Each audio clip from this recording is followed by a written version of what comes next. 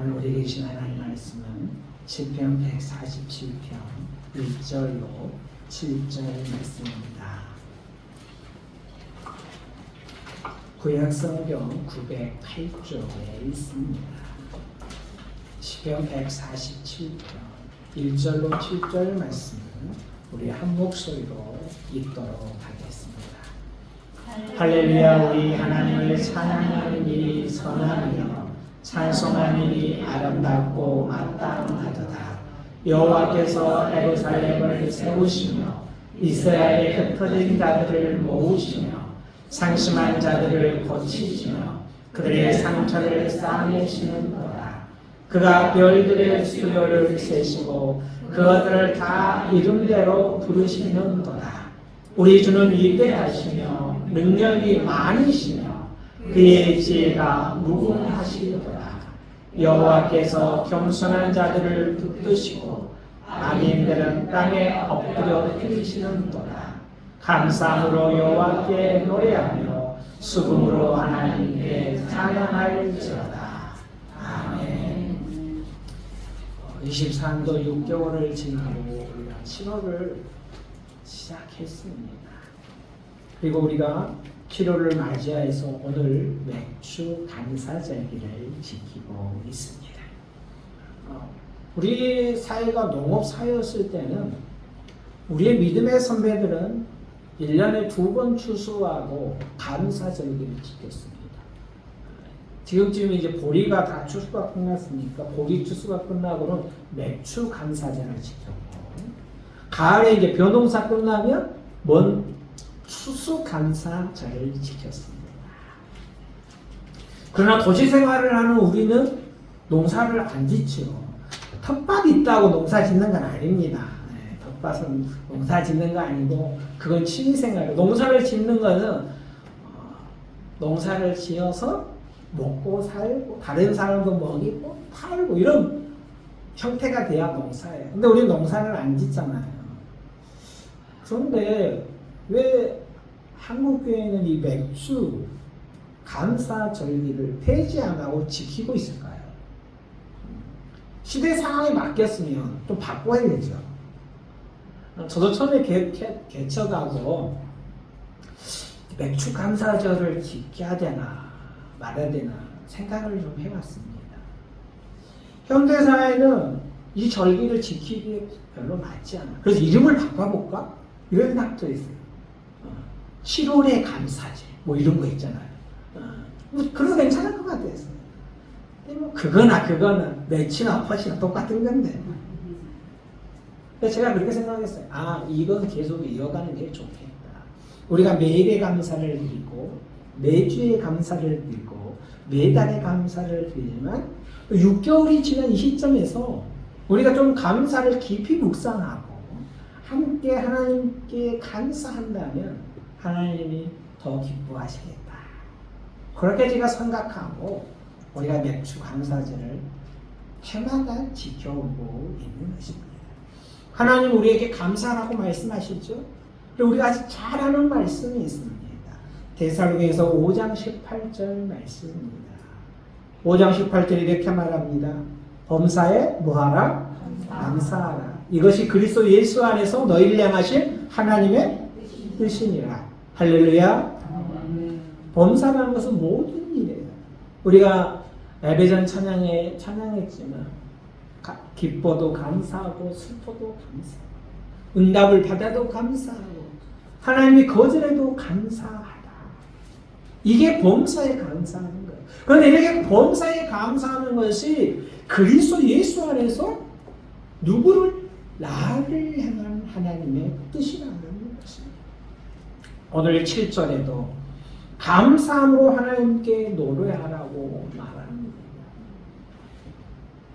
이 기자가 시편을 쓴 사람이 오늘 감사함으로 하나님께 찬양을 드리는 그 감사의 내용이 1절부터 6절에 쭉 기록되어 있고 나는 그러므로 감사로 하나님께 노래한다라고 말하고 있습니다. 우리가 하나님을 노래하는 것을 찬양이라고 부르죠. 경배와 찬양은 하나님의 높고 위대하심을 찬양하는 것입니다. 우리가 감사로 찬양을 하면 그 감사가 하나님께 영광이 되는 것입니다. 우리가 누구에게 감사하냐? 하나님께 감사하고 그것이 찬양이 되고 그것이 노래가 되고 하나님이 영광을 받으실 줄을 믿습니다. 감사하는 일은 하나님을 기쁘시게 하는 일이에요. 그래서 감사가 하늘로 올라가면 하나님 우리에게 기쁨과 축복을 주십니다. 감사를 즐겨하는 사람은요, 우울증이 없답니다. 그리고 감사를 많이 하는 사람은 우리 옛날 어르신들이 화병이 없답니다. 그러니까 화병이 걸리는 건 뭐예요? 감사가 없기 때문에 걸리는 거예요. MIP라는 엄마들이 기도하는 모임이 있습니다. Mother in Prayer 이런 의미인데요.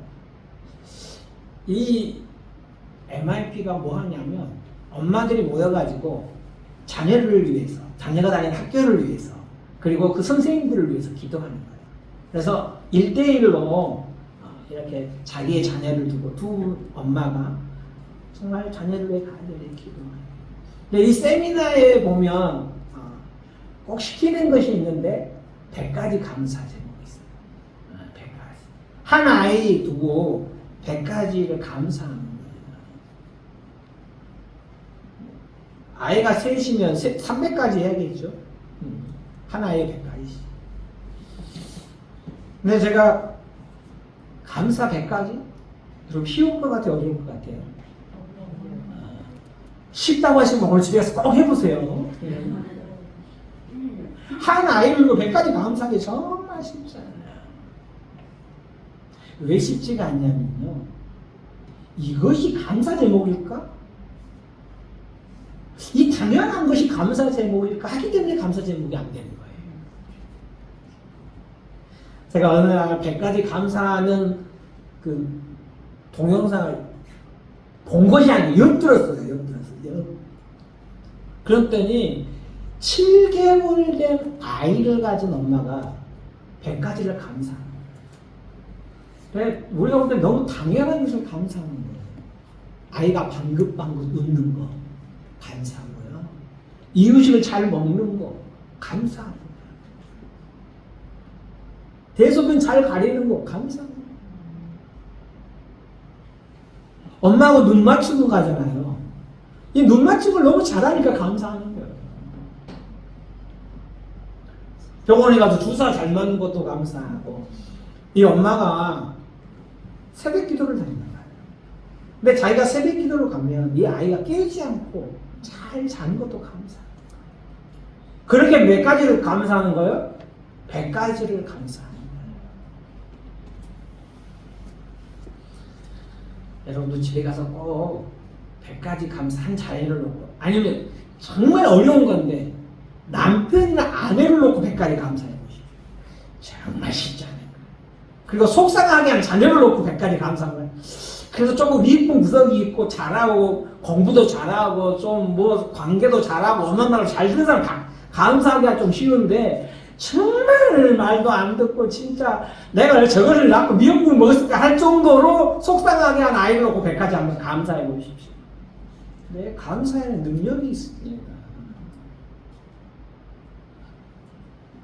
그래서 강사가 이제 100가지 감사한 그 제목을 잘 보이는 곳에 붙여놓으라 그래요. 왜냐면 우리 감사가 식어지잖아요. 그리고 불평이 되잖아요. 그럼 뭐예요? 100가지 감사를 보면서 뭐 하라고? 감사하라. 그것을 기억하라. 그렇게 주문을 합니다. 우리 하나님께서 감사를 기뻐하시니 우리가 감사하는 것은 당연한 것입니다. 그렇다면 오늘 우리는 무엇으로 하나님께, 어떻게 감사의 찬양을 하나님께 드릴 수 있을까요? 세 가지를 이야기하겠습니다. 제가 자주 하는 이야기인데, 첫째는 여기까지 인도하신 하나님, 도우신 하나님께 감사의 찬양을 드립니다. 사무엘 주도로 미스바의 이스라엘 백성들이 모였어요. 이때가요, 말씀이 없는 정말 가난 시대였습니다. 근데 사무엘이 미스바에 모여서 백성들에게 말씀을 전하다가 백성들이 회개하고 통회하고 자복하고 그래서 대부흥이 일어났어요. 심령 부흥회가 정말 된 거예요. 이스라엘 백성이 막 하나님 앞에서 회개하고 이제 하나님 뜻대로 살겠다고 결단하고 뭐 정말 부흥의 불길이 막 일어나요. 근데 반면에 블레셋이 보니까 아니 저것들 일일이 찾아다니면서 싸워서 이기기 어려운데 한 곳에 다 모였네? 치고 올라가자. 그래서 이번에 단번에 승리를 취하자. 그래서 블레셋이 이 부흥회하는 곳에 치고 올라오는 거예요. 군사를 몰고. 이 전쟁에서 어떻게 되었을까요? 이 전쟁에서 하나님의 도우심으로 승리하게 됐습니다. 그리고는요, 이 승리를 기념해서 돌비를 세웠는데 거기다 뭐라고 썼냐면 에베네셀이다 이렇게 쓴 거예요. 하나님이 여기까지 도우셨다. 하나님께서 이스라엘 백성만 도운 게 아니라 우리를 여기까지, 오늘 예배하는 우리를 여기까지 도우시고 인도하시는 것을 믿습니다. 아멘. 동의하십니까? 아멘. 믿습니까? 아멘. 우리가 여기까지 도우신 그 하나님, 아무 생각 없이 무조건 덮어놓고 감사하는 게 아니라 조목조목 무엇을 하나님이 우리에게 계시는지 짚어보고 살펴보면서 감사해야 한다는 거예요. 24년을 시작하면서 우리가 7월을 맞이했어요. 그 시간들 속에 우리가 당연하다고 생각하는 것들이 우리에게 이게 감사 제목이 될까 하는 것들이 감사 제목이 된다니까요. 그것조차도 감사할 수 있을 때 우리의 삶에 감사가 풍성해지고 우리의 감사를 통해서 하나님이 영광과 찬양을 받으실 줄을 믿습니다.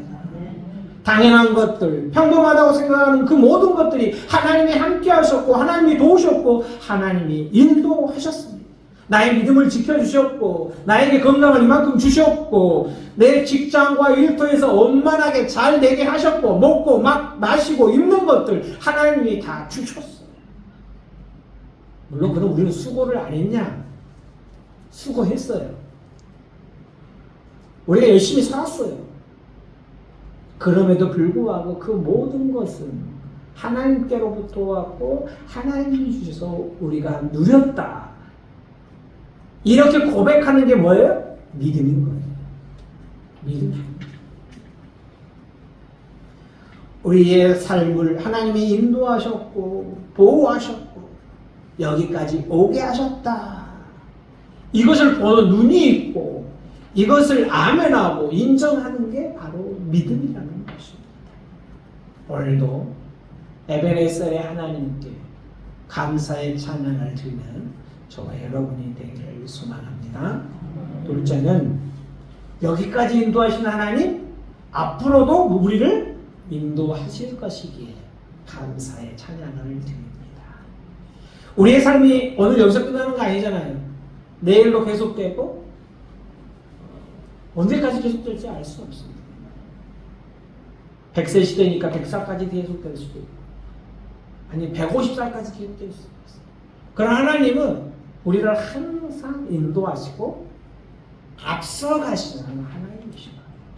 여호와 이레 되신 하나님, 그 하나님을 찬양합니다.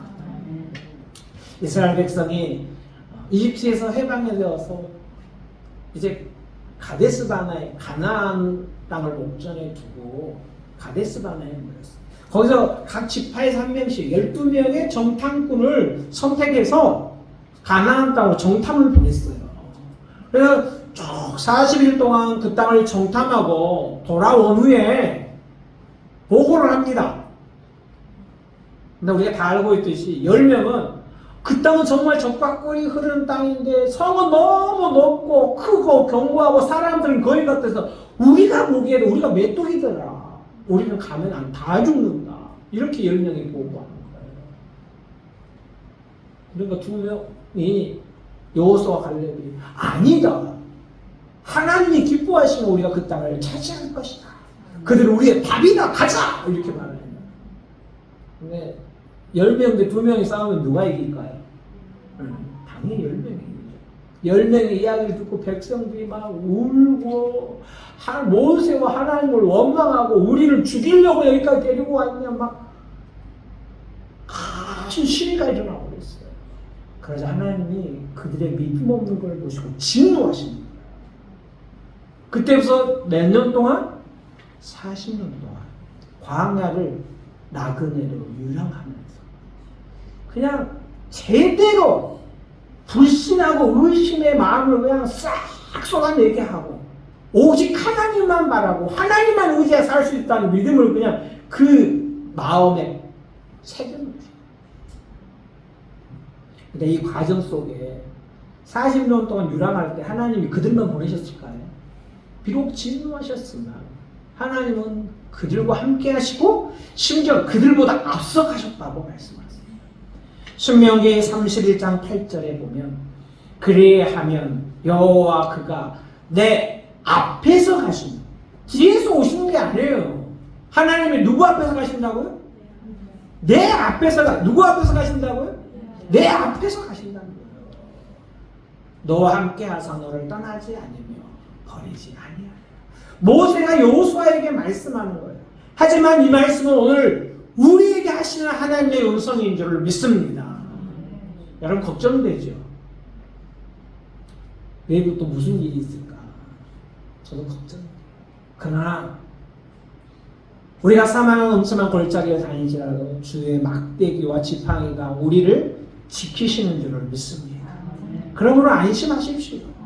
우리가 지금 사망의 골짜기에 있는 것 같아도요, 하나님 그곳에 함께 계시고요, 우리를 이끌어가셔서 푸른 초장과 실만한 물가로 인도하실 것입니다. 이걸 믿는 게 뭐예요? 믿음인 거예요. 믿음 별거 아니에요.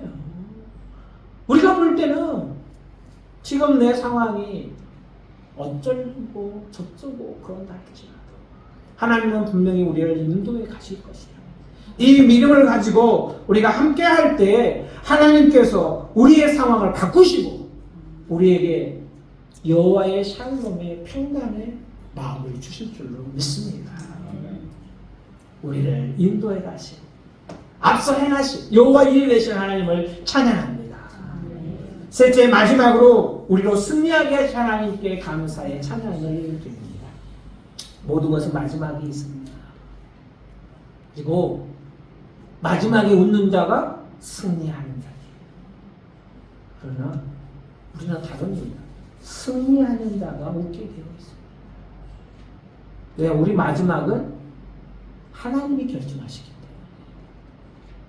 우리가 과정 통해서 어려운 일을 만나고 슬픈 일을 만나고 괴로운 일을 만날 수 있지만 그 끝은 하나님께 있습니다. 물론 우리는 아무도 그 끝을 알 수가 없어요. 미래학자들이 참 미래를 많이 공부하고 연구해가지고 미래는 이렇게 할 거다. 그러니까 이렇게 준비해라. 그러고 우리에게 말해요. 근데 그 예측들이 상당히 맞습니다.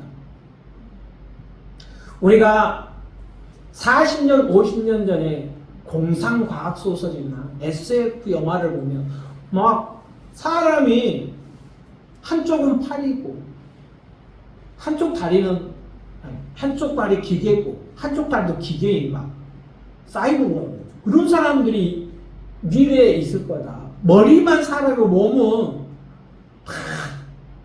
이 자기 것이 아닌 사람도 있을 거다. 막 이런 거. 근데 실제로 제가 얼마 전에 어떤 목사님을 들으니까요, 자기 아들이 그런 걸 연구한대요. 뇌에다가 AI 뭐 이렇게 칩 같은 걸 씌운대요. 그러면 팔하고 다리는 기계로 만들어져서 작동이 가능하대요. 지금도 가능하대요. 네, 지금은 상용화가 되기 어려운 거지 아니에요. 실험을 하고 있기 때문에. 날아다니는 자동차 여러분 상상해 보셨죠? 지금 실제로 날아다니는 자동차 있어요. 너무 비싸니까 우리가 못 사는 거지. 스마트폰 상상이나 했습니까? 들고 다니면서 전화할 거, 들고 다니면서 동영상 볼 거. 그것뿐인가요? 요즘 AI가 얼마나 주가를 올리고 있는지 모릅니다. 그러나 그런 걸 다 예측한다 할지라도 예측할 수 없는 게 있고 예측한다고 해서 다 맞는 게 아니에요. 예측하는 것이 벗어나는 경우도 있죠. 그러나 우리의 미래를 확실히 알고 우리의 마지막까지 분명히 아시는 분은 우리 주 예수 그리스도와 아버지 하나님과 성령 하나님, 성삼위 하나님이신 줄을 믿습니다. 미래를 완벽하게 아시는 분은 그분밖에 없습니다. 그리고 우리는 우리 하나님을 믿고 의지하고 있습니다. 그리고 하나님 믿고 의지할 때 하나님은 그 마지막에 웃는 결과 승리를 우리에게 주실 것입니다. 우리에게 승리를 주시는 하나님은 여호와 니시의 하나님이신 줄을 믿습니다. 그러므로 오늘 우리는 이 결과를 하나님께서 우리에게 가장 좋은 것으로 줄 것을 믿고 믿음으로 나아가야 돼요. 하나님을 바라고 가는 거예요.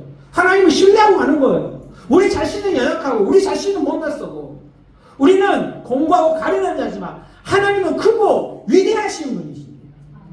그럼 우리는 오늘 그 하나님을 믿고 가는 거예요. 이게 믿음인 거예요. 그러면 하나님은 모든 것을 협력하여 선을 이루시는 거예요. 로마서 8장 28절에 이렇게 말하죠. 우리가 알거니와 하나님을 사랑하는 자 곧 그의 뜻대로 부르심을 입은 자들에게 모든 것이 협력하여 선을 이루시느니라. 하나님께 맡기는 자는 하나님께서 그 마지막에 선을 이루신다는 거예요. 맡긴다는 것은 결과를 맡긴다는 거예요. 물론 선을 이루신다. 우리에게 가장 좋은 것을 주신다는 거예요. 그런데 우리에게 주시되 우리에게 가장 유익한 것을 주시지 우리의 마음에 드는 것을 주시는 것은 아니라는 거예요. 이거 잘 이해하셔야 됩니다. 여기서 선이라고 하니까 무조건 내가 원하고 내가 바라는 것을 주신다는 게 아니에요. 우리에게 유익한 것을 주시는 거예요. 그것이 유익하면 실패라도 우리에게 허락하시는 거예요. 그럼 예수님 성공하셨어요? 실패했어요? 인간적으로 보면? 제가 볼 때는 그렇게 성공적인 삶이 아니에요. 33살에 가장 무겁고 악하고 잔인한 자에게 행하는 십자가형을 받았어요. 예수님 뭐 잘 먹고 편하게 살고 그러지 않았어요. 그의 삶이 정말 30살까지는 가난한 집에서 살았어요. 3년 동안 정말 하루도 쉬지 않고 열심히 일하시고 사명을 감당하십니다. 사람들이 볼 때는 실패했다 이렇게 말합니다. 특히 유대 지도자들은 뭐라고 생각하는 거야? 그래 네가 뭐 계획을 변혁을 한다고 설치고 다니더니 결국 우리 손에 죽었어. 별 볼일 없는 사람이야. 이렇게 평가할 것입니다. 많은 사람들이 그를 부정적으로 평가할 것입니다.